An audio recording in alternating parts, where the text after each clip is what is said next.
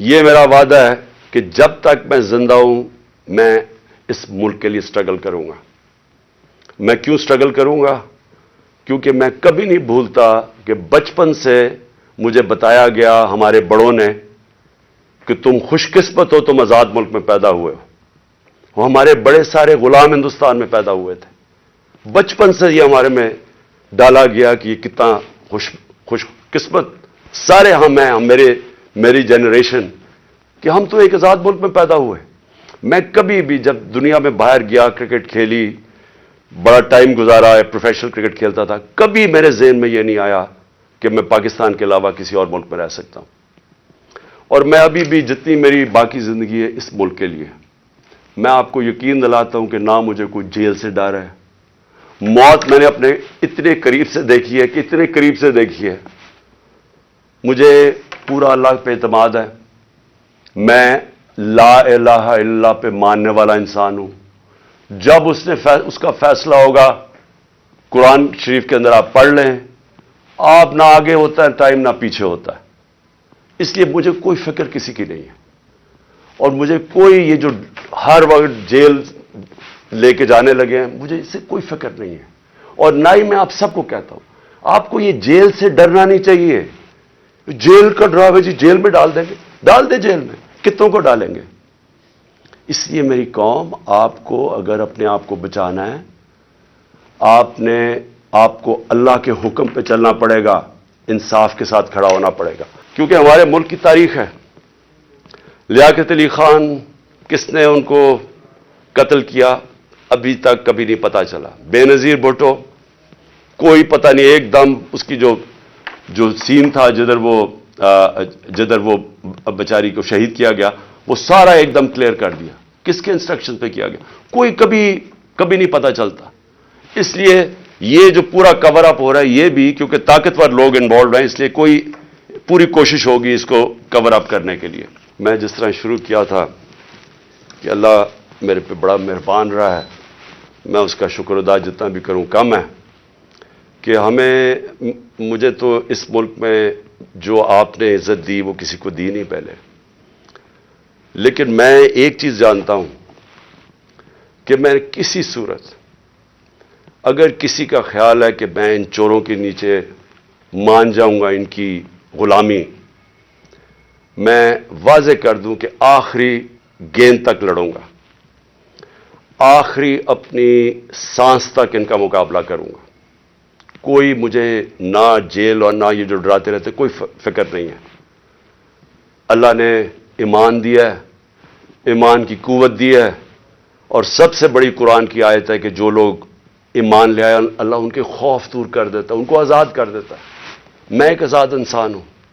میں کبھی غلامی کسی کی نہیں مانتا. میں لا الہ الا اللہ میرے دل میں ہے. میں نے اللہ کے سامنے دعویٰ کیا ہوا کہ اللہ تیرے سوا کوئی خدا نہیں ہے. کوئی خوف کے بت کی میں پوجا کرتا نہیں، اور نہ آپ کو کرنی چاہیے. کیونکہ میں ایک مثال دیتا ہوں ہمیشہ لوگوں کو، کیونکہ اسلام کی تاریخ آپ پڑھیں تو جو سب سے دردناک اور تکلیف دہ واقعہ وہ ایک ہی ہے. جس طرح حضرت امام حسین کی شہادت ہوئی. اور میں ہمیشہ یاد کراتا ہوں لوگوں کو کہ کوفہ کے لوگوں کو انہوں نے تو بلکہ دعوت دی تھی امام حسین کو، ان کو پتا تھا وہ رائے حق پہ ہے، ان کو پتا تھا کوفہ کے لوگوں کو. لیکن یزید کے خوف کے ظلم کے خوف کی وجہ سے انہوں نے اتنا بڑا سانیہ ہونے دیا اسلام میں. آپ بھی یہ خوف کا بت توڑ دیں، میری طرح آزاد ہو جائیں اور کسی صورت ان کو نہ قبول کریں. مجھے جو صرف ایک افسوس ہے کہ میں جب سیاست شروع کی تھی 26 سال پہلے تو میں یہ سمجھتا تھا کہ دو طرح کے طبقے پاکستان میں ہیں.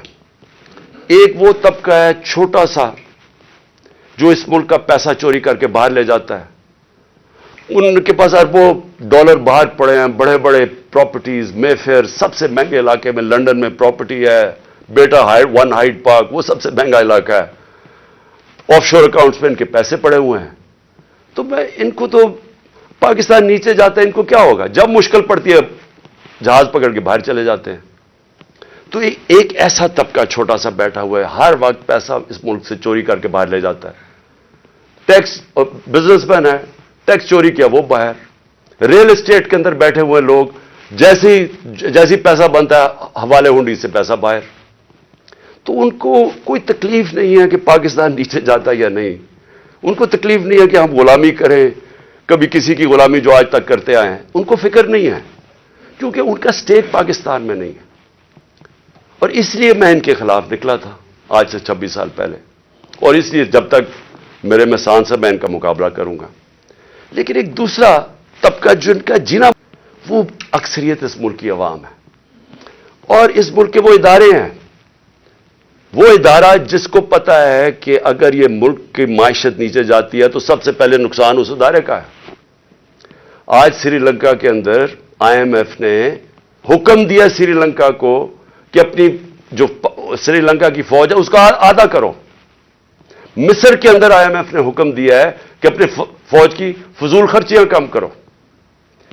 تو کیا وہ جب ہم جو یہ امپورٹڈ حکومت ہمیں اپنے گھٹنوں پہ لے آئی ہے، اپریل میں پاکستان کے ادھر کھڑا تھا، صرف اکنامک سروے آف پاکستان آپ دیکھ لیں، اور آج کے ادھر ہے.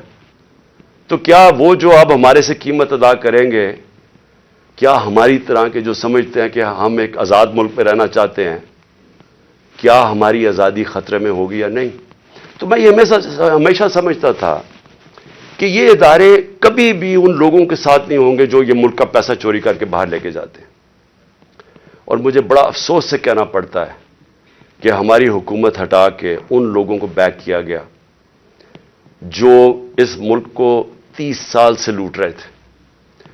چھوڑیں کہ میں کیا کہتا ہوں، صرف انٹرنیشنل میڈیا ان کے متعلق کیا کہتا ہے. آج تو ٹیلی فون ہے، اپنا گوگل کر لیں کہ ان دونوں بڑے خاندانوں کے اوپر انٹرنیشنل میڈیا کیا کہتا ہے.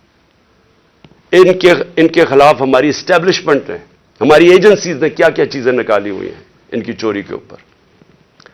تو مجھے حیرت یہ ہوئی کہ رجیم چینج کے بعد ان کے ساتھ کیسے کھڑے ہو گئے وہ ادارہ جس کا سب سے زیادہ سٹیک ہے کہ پاکستان ایک طاقتور ملک بنے.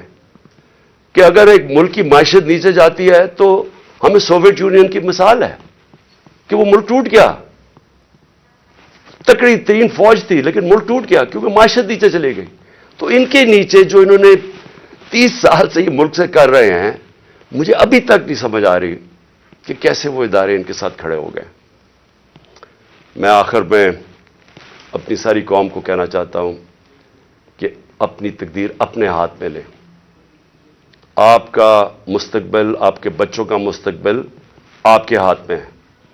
آپ یہ اگر ظلم نہ، آپ کے پاس اب 2 راستے آ گئے ہیں. ایک تباہی کا راستہ ہے، ایک مشکل راستہ ہے، جدوجہد کا راستہ ہے، لیکن پاکستان کی عظمت کا راستہ ہے. اور مجھے امید ہے کہ آپ سب صحیح فیصلہ کریں گے. پاکستان زندہ باد.